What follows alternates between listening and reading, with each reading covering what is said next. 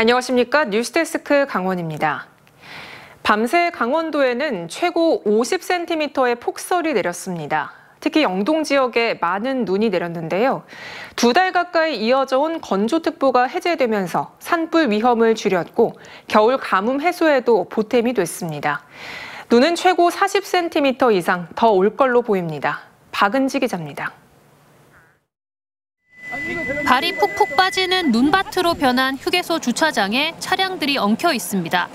차와 차를 고리로 걸어서 끌어내보고 힘을 합쳐 밀어도 보지만 헛바퀴만 돕니다. 구조장비를 가진 동호 회원들이 나섰지만 워낙 많은 차가 함께 고립돼 역부족입니다. 아침에도 버스를 많이 뺐고요. 그다음에 캠핑카들, 그다음에 승용차들, 전륜구동차들, 사계절 타이어 쓰시는 분들, 그런 분들이 계시는데 눈 내린 강원도 백두대간의 설경을 보러 왔다 발이 묶인 사람들은 난감합니다. 사진 출사를 왔는데 부산에서 5시에 출발했어요. 그래서 묵고 가서 눈이 없어서 여기 왔는데 주차하면서 지금 눈이 너무 깊어서 바퀴가 빠진 거예요. 삽으로 해도 안 되고. 밤새 대설경보가 내려졌던 강원 영동 지역은 향로봉에 최고 50cm의 눈이 쌓였고 태백 29.2cm, 동해안에도 20cm 안팎의 많은 눈이 내렸습니다. 간밤에 태백에서 제설차와 승용차가 부딪히는 등 크고 작은 눈길 사고가 잇따랐습니다. 30cm 가까운 많은 눈이 내린 태백에서는 초등학교 4곳과 중학교 1곳이 개학을 4일에서 5일로 하루 연기했습니다. 각 시군들이 밤새 제설 작업을 벌였고 날이 밝으면서 마을 안길, 좁은 골목들도 빠르게 정리됐습니다. 여기까지 건너다니는 길이 질퍽거리잖아. 그래 물을 따놓으면 물이 빠지면 좀 덜 질퍽거릴 것 같아서. 그렇죠. 영동 지역은 이번 눈으로 지난해 12월 이후 50일 이상 이어진 건조특보가 모두 해제됐습니다.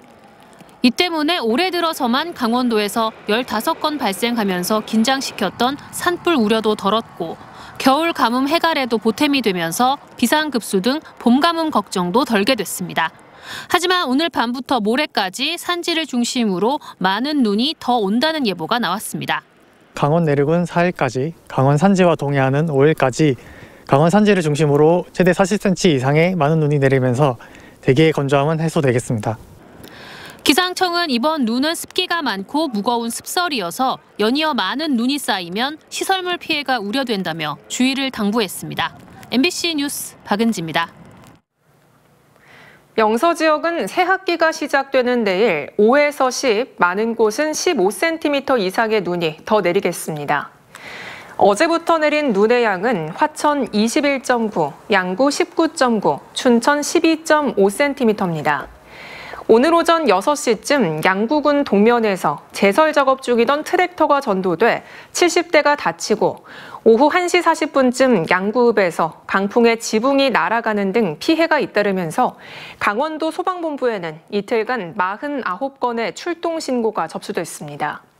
강원도 재난안전대책본부는 개학일인 내일 빙판길 사고나 교통불편이 없도록 제설 재빙 작업을 철저히 해달라고 각 시군에 당부했습니다. 홍천 지역 최대 현안인 용문 홍천광역철도 추진 여부를 가리는 예비 타당성 조사 결과가 올해 하반기쯤 나올 전망입니다. 강원도와 홍천군의 긴밀한 공조는 물론 정치권까지 힘을 쏟아야 가능한 일입니다. 백승호 기자가 보도합니다. 홍천군 홍천읍, 이곳이 용문 홍천 광역철도 종착지입니다. 경기도 양평 용문역에서 홍천까지 32.7km의 철도를 새로 깔면 서울 청량리에서 홍천읍까지 한 번에 이동 가능합니다. 사실상 홍천이 수도권이 되는 겁니다. 총 사업비 8,442억 원. 현재 KDI가 예비 타당성을 조사하고 있습니다. 이 조사 결과에 따라 사업을 추진할지 말지가 결정됩니다. 당초 이달에 예비 타당성 조사 결과가 나올 것으로 예상됐지만 KDI가 조사 결과 발표를 한 차례 연기했습니다. 용문홍천 광역철도 예비 타당성 조사 결과는 올해 하반기쯤 나올 것으로 전망됩니다. 홍천군은 사업 경제성 높이기에 사활을 걸고 있습니다. 앞서 국토교통부 사전 타당성 검토에서 경제성 분석이 0.5로 1을 넘지 못했기 때문입니다. 경제성을 조금이나마 더 높이기 위해서 강원연구원이라든지 강원도랑 협의해서 방안을 좀 마련하고 있습니다. 강원도는 지역 균형 발전 전략을 내세워 정부를 공략하고 있습니다.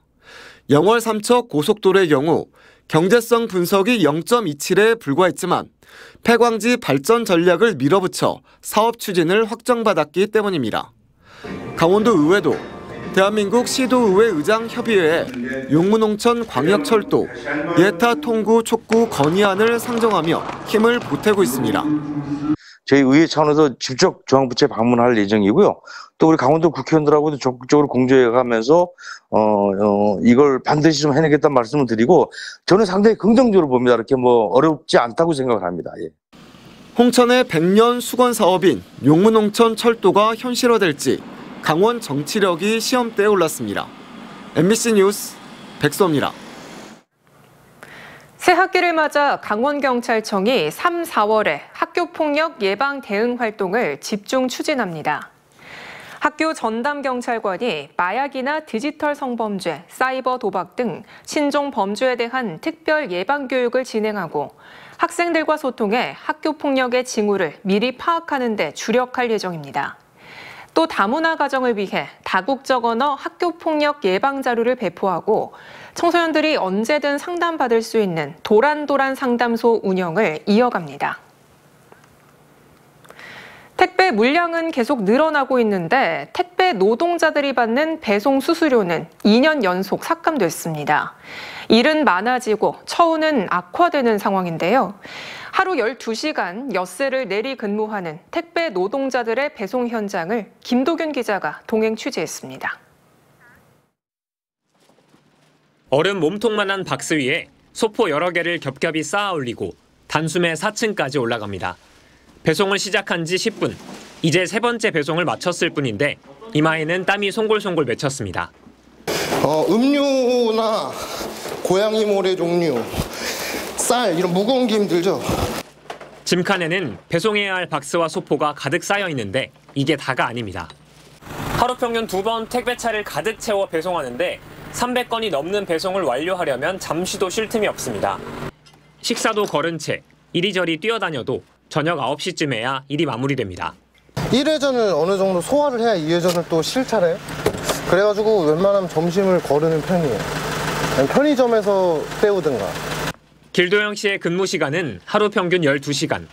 일주일에 목요일 하루만 쉬고 휴식 시간도 따로 없는 점을 감안하면 주 72시간을 일하는 셈입니다. 그런데 하루 평균 200건이었던 택배 양이 2년 새 100건이나 더 늘었습니다. 반면 배송 수수료는 170원이나 줄었습니다. 2년 전과 같이 하루 200건을 배송한다면 한 달 수입이 80만 원 줄게 됩니다. 수수료는 줄고 배송 물량은 크게 늘면서 건강이 위협받고 있습니다. 이런 현실을 바꾸고 싶어도 고용 형태가 발목을 잡습니다. 택배 노동자의 절반 이상은 택배 회사의 직접 고용이 아닌 개인 대리점을 통한 위탁 계약, 즉 간접 고용 형태입니다. 처우 개선을 위해 택배 회사와 직접 대화하고 싶어도 거절당하기 일쑤입니다. 또 현실은 사실상 원청이 직접적으로 수수료라든지 근무 환경이라든지 조건을 직접 관리하는 상황이다 보니 간접 고용된 택배 노동자들 업무는 점점 더 늘어나고 처우는 악화되는 상황. 과로의 외주화를 막을 대책이 필요하지만 이런 하소연 들어줄 곳도 많지 않습니다. MBC 뉴스 김도균입니다. 강원도 국립박물관이 단위당 인구당 개수는 가장 많으면서 문화체육관광부 평가를 통과한 비율은 가장 적은 걸로 나타났습니다. 지자체들이 실속 없이 박물관 숫자만 늘렸다는 평가가 나오고 있습니다. 이병선 기자입니다. 영월의 9개 국립박물관 가운데 하나인 동강생태정보센터입니다. 동강의 생태 현황과 서식하는 동식물을 소개하는 게 목표지만 사진과 간단한 설명이 관련 콘텐츠의 전부입니다. 같은 부지에 있는 사립곤충박물관과 묶어 표를 판매할 뿐 전문 인력도 없는 이곳을 박물관으로 보기는 어려운데 개관 16년 만에 아예 박물관 이름을 뗄 준비를 하고 있습니다. 운영이 좀 어렵다고 판단이 돼서 추가적으로 시설들도 이제 2010년부터 이제 운영이 되다 보니까 좀 노후화도 됐고 리모델링도 좀 필요하고 해서 석탄 산업의 부흥기를 박물관으로 만든 탄광문화촌은 한 해 3만 명 정도가 찾습니다. 석탄 광업소가 있던 마차리의 풍경을 그대로 재현해 재방문자도 많지만 보유한 유물은 영월군 통합수장고에 있고 이곳에 전시된 건 없습니다. 이것도 학예직을 비롯한 전문 인력이 따로 상주하진 않습니다. 비단 영월만의 문제는 아닙니다. 강원도 전체로 보더라도 박물관의 전문 인력은 매우 부족한 상황입니다. 강원도 전체 박물관은 공립, 사립 등을 합쳐 모두 100곳으로 전국에서 유일하게 100만 명당 박물관 수가 30곳을 넘습니다. 하지만 박물관 한 곳당 상주하는 인력은 7.57명으로 세종과 충북에 이어 3번째로 적고 특히 전문가인 학예 인력은 한 곳당 1.75명으로 전국 최저입니다. 전문 인력이 없으면 자료 수집도 전시 개최와 각종 프로그램도 부실해집니다. 공립박물관이 의무적으로 3년마다 받아야 하는 문화체육관광부 평가는 100점 만점에 70점을 넘겨야 인증이 되는데 주요 배점이 전시 개최와 교육 프로그램, 자료 수집과 관리 등 전문 인력이 필수적인 분야에 몰려 있어 인력 부족은 곧 저평가로 이어집니다. 나라살림연구소가 종합한 자료에 따르면 강원도는 2017년 21곳 중에 9곳, 2019년 26곳 중에 10곳, 2022년 34곳 중에 12곳만 인증을 받는 데 성공해 평균 38.9%, 전국에서 가장 낮은 인증률을 보였습니다. 한편 문체부는 올해도 평가를 예고하고 있어 각 지자체 차원의 정비가 필요해 보입니다. MBC 뉴스 이병선입니다.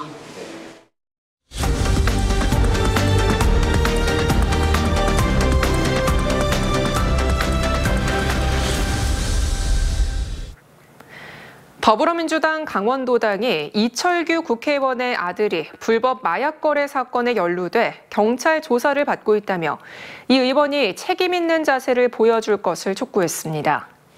민주당 강원도당은 논평을 내고 이 의원은 아들이 경찰에 입건된 사실을 몰랐다고 주장했지만 경찰 고위직 출신인 의원의 말은 설득력이 부족하다고 주장했습니다.